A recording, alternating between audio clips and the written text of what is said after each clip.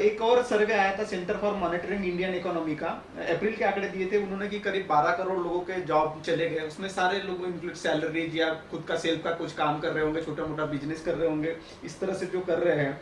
और इन लोगों के जॉब जाने के बाद में हमारे पीएम जी कहते हैं कि आप आत्मनिर्भर बनो, इस तरह का वो क्राइसिस में अपॉर्चुनिटी, तो इस तरह से जो स्लोगन दे रहे हैं, तो ये कुछ ठोस नीति बता रहे हैं कि सिर्फ भाषण ही दे रहे हैं हमारे पीएम?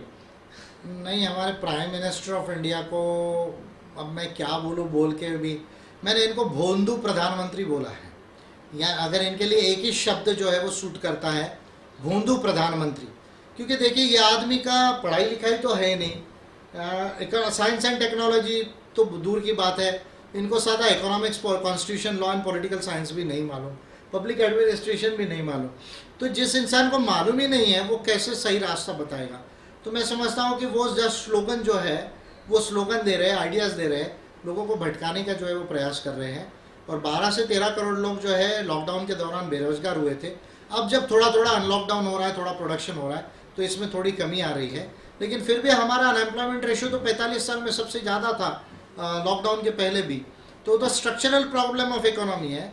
हमको भारत में लगभग जो है वो 71 करोड़ लोगों को एम्प्लॉयमेंट देने की कैपेसिटी होना चाहिए हमारे इकोनॉमिक सिस्टम में।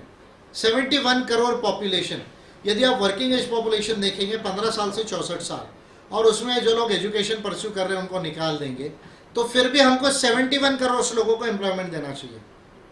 किसी भी वे में, इफेक्टिव वे में 52 से 53 करोड़ लोगों को हमारे देश में एम्प्लॉयमेंट होना चाहिए।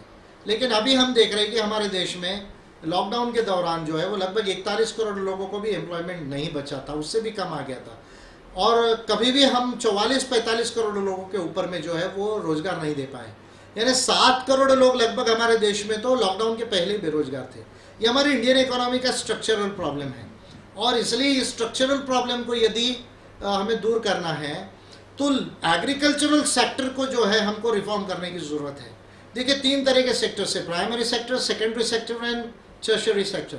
तो most of our employment is being created in the tertiary sector, but you see the contribution of agricultural sector, that is the primary sector, and the secondary sector of the GDP, that must also be increased, because these are the 2 sectors which are more labor intensive. So the model of economics in India should be labor intensive and capital intensive. Now what is the model of India? It is more capital intensive, यानी पैसा लगाओ पैसा निकालो। ये model नहीं होना चाहिए। Model होना चाहिए कि पैसा लगाओ पैसा बनाओ, ये भी होना चाहिए, साथ में जॉब क्रिएशन होना चाहिए। तो इसके लिए एग्रीकल्चरल सेक्टर के रिफॉर्म्स जो मैं अभी थोड़ी देर पहले जो बोल रहा था, और साथ में फिर स्वामीनाथन कमीशन की भी बातें उसमें मैं बोल रहा था। और जो हमारा मैन्युफैक्चरिंग सेक्टर है, वो मैन्युफैक्चरिंग सेक्टर में जो हमारे यहाँ ह्यूमन स्किल्स का प्रॉब्लम है, वो ह्यूमन स्किल्स के प्रॉब्लम को जब तक हम सॉल्व नहीं करेंगे और एक्सपोर्ट ओरिएंटेड इकोनॉमी जब तक हम नहीं बनेंगे, तो केवल डिमांड, इंटरनल कंजम्पशन के ऊपर आत्मनिर्भर भारत यदि हम बनाना चाहते हैं, तो फिर फॉरेन एक्सचेंज, फॉरेन रेवेन्यू कहाँ से आएगा? तो एक्सपोर्ट ओरिएंटेड इकोनॉमी हमको बनना होगा।